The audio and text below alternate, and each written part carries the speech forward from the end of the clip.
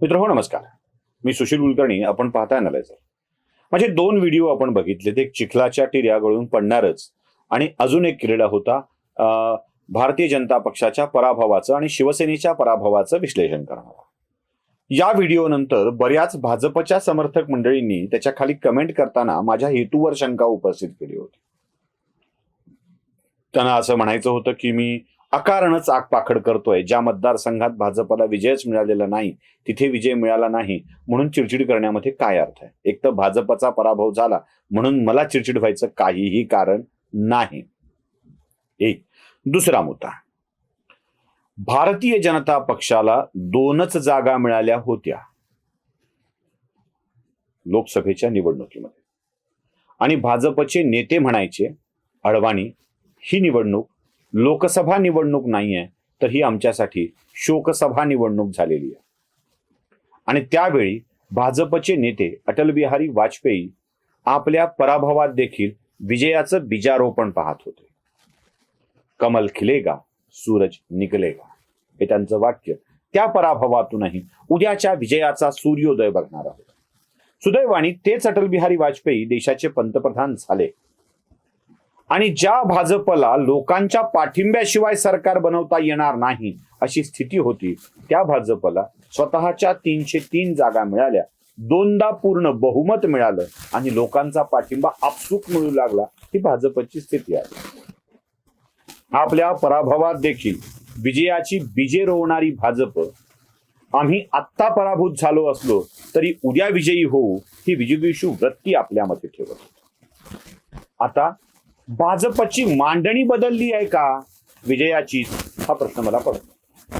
म्हणजे ज्या 5 निवडणुका झाल्या त्यात आमच्या आधी 2 जागा होत्याच.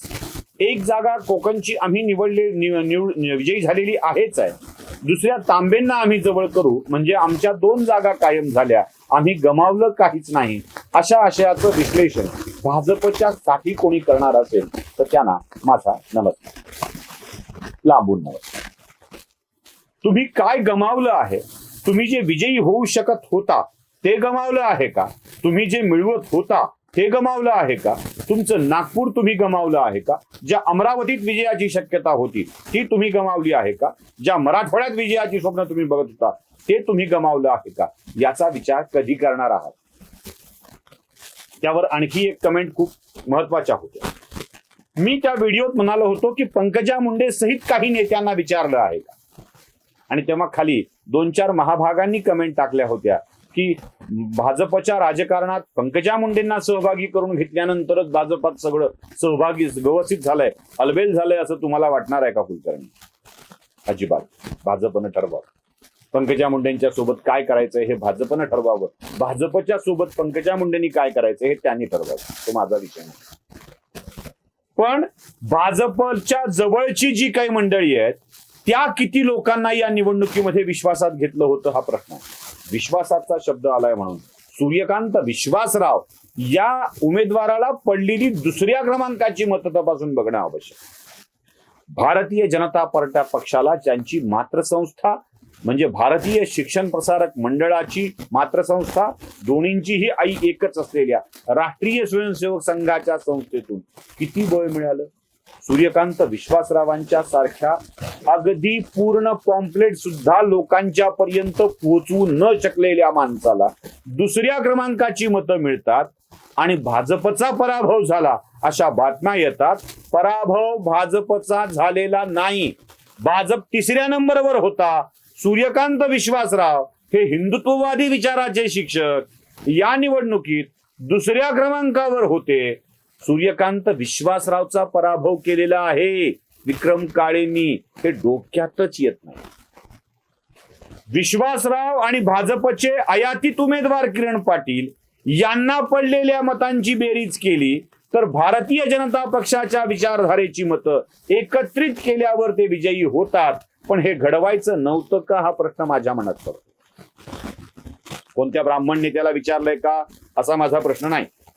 कोणत्या ओबीसी नेत्याला विचारलं आहे का असा माझा प्रश्न नाही. आता ज्यांना प्रश्न पडलाय त्यांच्यासाठीच मी हे रीतसर देतोय. शिंदे गटाचे तानाजी सावंत राज्याचे आरोग्यमंत्री मराठवाड्यातल्या धाराशिव जिल्ह्यातल्या परांडा विधानसभा मतदारसंघातून निवडून येणारे तानाजी सावंत, ज्या तानाजी सावंतांच्या जयवंत शिक्षण प्रसारक मंडळाच्या अनेक शाखा कार्यरत आहेत, त्यांच्या अखत्यारीत अनेक शिक्षक काम करतात, त्या तानाजी सावंतांना या उमेदवाराच्या बाबत विश्वासात घेतलं गेलं होतं का? नाही. कारण धाराशिव जिल्ह्यामध्ये आयात झालेल्या राष्ट्रवादी काँग्रेसच्या आणि विक्रम काळे सोबत नातेसंबंध असलेल्या, अजित पवारांशी नातेसंबंध असलेल्या, ज्यांनी भाजपच्या कार्यकर्त्यांचं शिरकाणच केलं आहे, धाराशिव जिल्ह्यातल्या एकाही कार्यकर्त्याला जरा मिलिंद पाटलांना जाऊन विचारा तुमचे संबंध राणा पाटलांसोबत कसे आहेत, जरा दत्ता कुलकर्णीला जाऊन विचारा तुमचे संबंध राणा पाटलांसोबत कसे आहेत, जरा सुजितसिंह ठाकूरला जाऊन विचारा तुमचे संबंध राणा पाटलांसोबत कसे आहेत. ज्यांचं राणा पाटलांशी कधीच जमलं नाही अशा भाजपचाच खात्मा करणाऱ्या राणा पाटलांना या निवडणुकीची सूत्र तुम्ही दिली आणि तुमचा घात झाला. हे कधी करणार आहे? तानाजी सावंतांना विश्वासात घेतलं नाही. मराठा आहेत, मोठे नेते आहेत. संभाजी पाटील निलंगेकरांच्या अनेक शिक्षण संस्था आहेत, त्यांच्याकडे शिक्षक मतदार आहे, त्यांना विश्वासात घेतलं नाही. मराठा आहेत. जालन्यातल्या बबनराव लोणीकरांना हा उमेदवार कोण तेच माहित नाही. मराठा आहेत, त्यांना विश्वासात घेतलं नाही. लोणीकरांचे राजकीय शत्रू रावसाहेब दानवे यांना विश्वासात घेतलं नाही. त्यांच्या संस्था आहेत, त्यांच्याकडे मोठं मतदान आहे. हरिभाऊ बागडे मराठा आहेत, त्यांना विश्वासात घेतलं नाही. त्यांना माहित नाही उमेदवार कोण आहे ते. औरंगाबादच्या, माफ करा, संभाजीनगरच्या भाजपला तर हरिभाऊ बागडे संपले असंच वाटतंय. यांचे अध्यक्ष, यांचे ते मरणाचे पदाधिकारी संभाजीनगरमध्ये नेमून ठेवलेत. एकालाही हरिभाऊ बागडेंची आठवण सुद्धा येत नाही.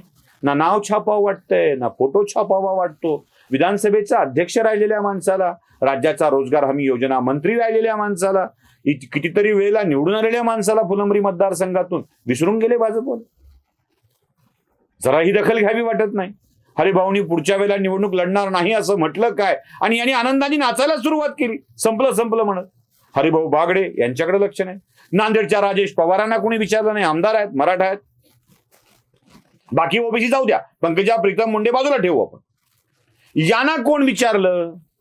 आणि जी काही भिस्त चालली आहे ती आलेल्या माणसांच्या वरती. क्षीरसागर तुमचं भलं करणार, राणा पाटील तुमचं भलं करणार. अहो, पराभवाचाच निकष लावायचा असेल तर क्षीरसागरांचाही विधानसभेत पराभव झालेला आहे. राणा पाटलांनाही मागच्या वेळेला पराभवाचं तोंड बघावं लागलेलं आहे.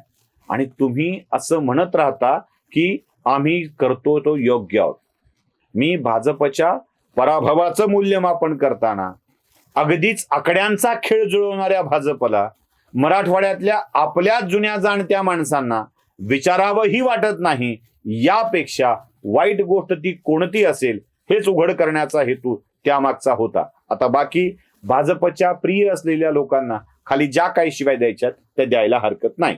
व्हिडिओ आवडला असेल तर लाईक करा, नसेल तर डिसलाईकही करायची संधी तुम्हाला आहे. कमेंटमध्ये शिव्या घालायची संधी मुक्तपणानं आहे. पण जे आहे ते कोणीतरी मांडायला हवं, ते मी मांडण्याचा प्रयत्न करतोय. आवडलं तर लाईक करा, शेअर करा, सबस्क्राईब करा. धन्यवाद.